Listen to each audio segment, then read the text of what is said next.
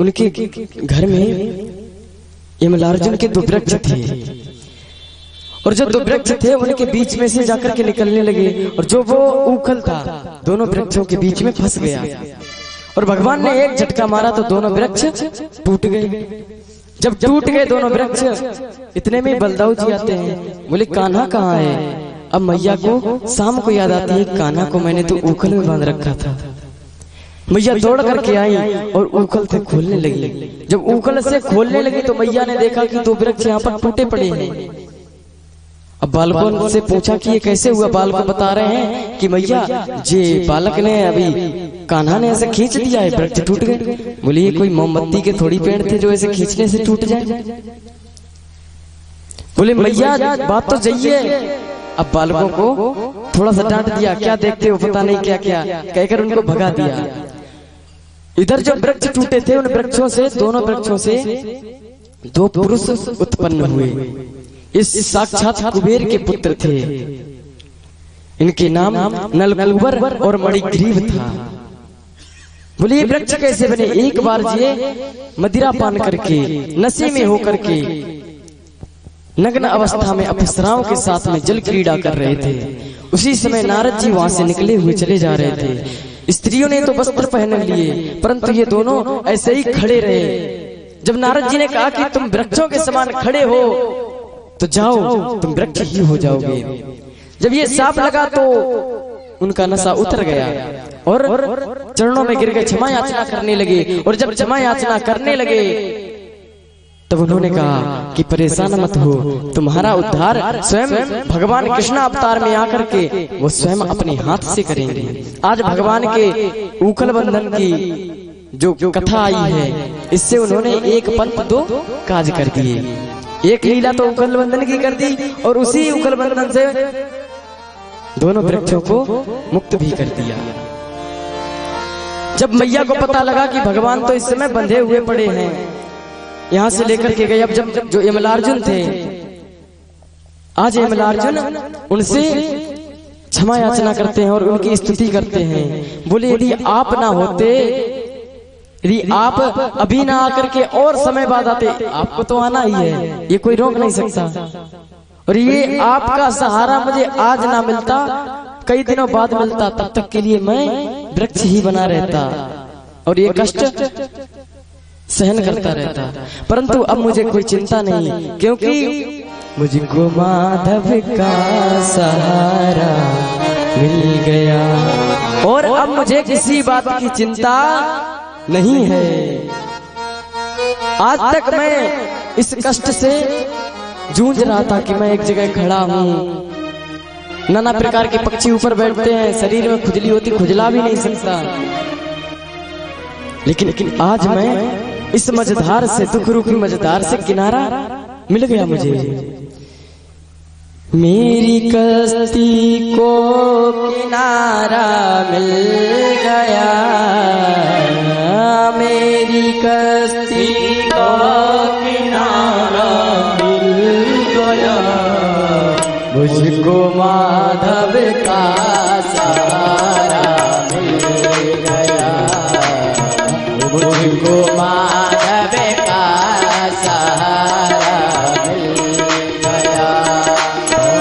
मेरी कश्ती को किनारा मिल गया, मुझको माधव का सहारा मिल गया, मुझको माधव का सहारा मिल गया।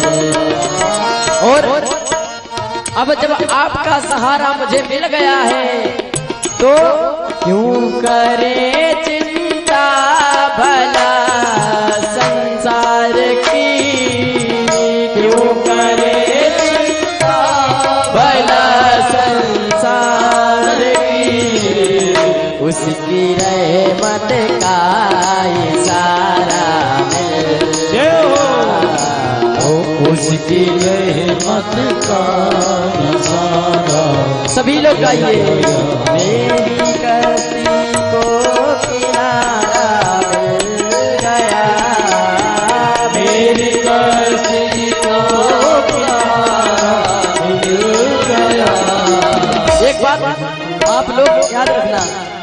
कि जब तक माधव का सहारा नहीं मिलेगा तब तक ये हमारी कश्ती किनारे पहुंच नहीं सकती।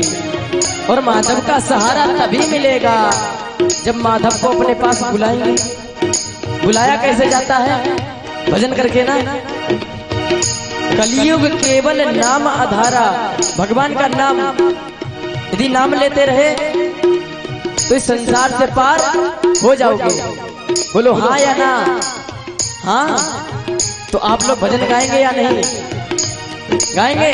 मुझको माधव का सहारा मिल गया, मुझको माधव का सहारा मिल गया, मुझको माधव का सहारा मिल गया।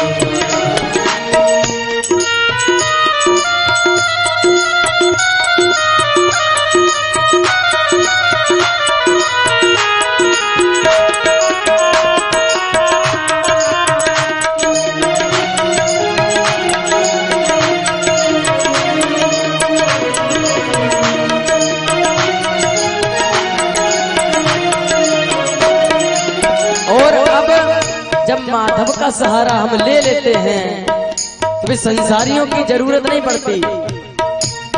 जो भगवान का भक्त होता है उससे कहो कि उस फलाने व्यक्ति के पास चले जाओ, वहां पर जाके तुम्हारा ऐसा काम बन जाएगा। तो पता वो क्या कहेगा? मैं किसी के द्वार जाऊं किस लिए, मैं किसी के द्वार जाऊं किस लिए, मुझको मोहन का द्वारा मिल गया, मुझको मोहन का द्वारा मिल गया, मेरी कश्ती को किनारा मिल गया, मेरी कश्ती को किनारा मिल गया, मुझको माधव का सहारा मिल गया, मुझको माधव का सहारा मिल गया, मुझको माधव का सहारा मिल गया। और इस संसार में आप किसी को मत ढूंढना, भगवान को ढूंढ लो। और भगवान मिल गए तो समझ लेना फिर किसी की दरकार नहीं। ढूंढती थी मेरी नजरें जो नजर, ढूंढती थी मेरी नजरें कौन इधर, ढूंढती थी मेरी नजरें जो नजर,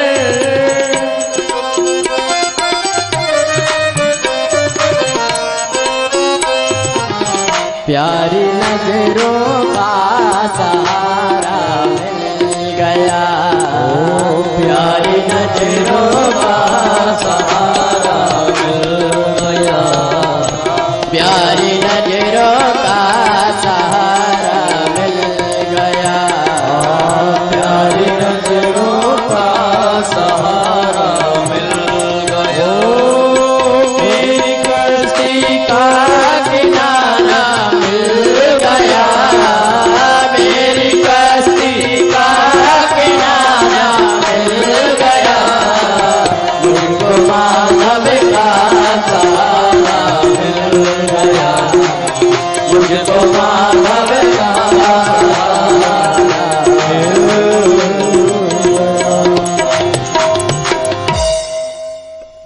मुझे माधव का सहारा चाहिए, ना कि माया का। माया मतलब संसार। ये संसार क्या है? माया, जो है ही नहीं, दिखने में तो है, ये भाई, ये बहन, ये पुत्र, ये माता, पर कोई किसी का नहीं है। ये क्या है? माया। तो आप लोग बताइए, माया चाहिए या माधव? माया नहीं चाहिए, माधव चाहिए। तो माधव को यदि चाहना है तो माधव को पुकारना पड़ेगा, है ना? बोलो राधे राधे। इधर जब पता चला कि यमलाजुल की मुक्ति हो चुकी है।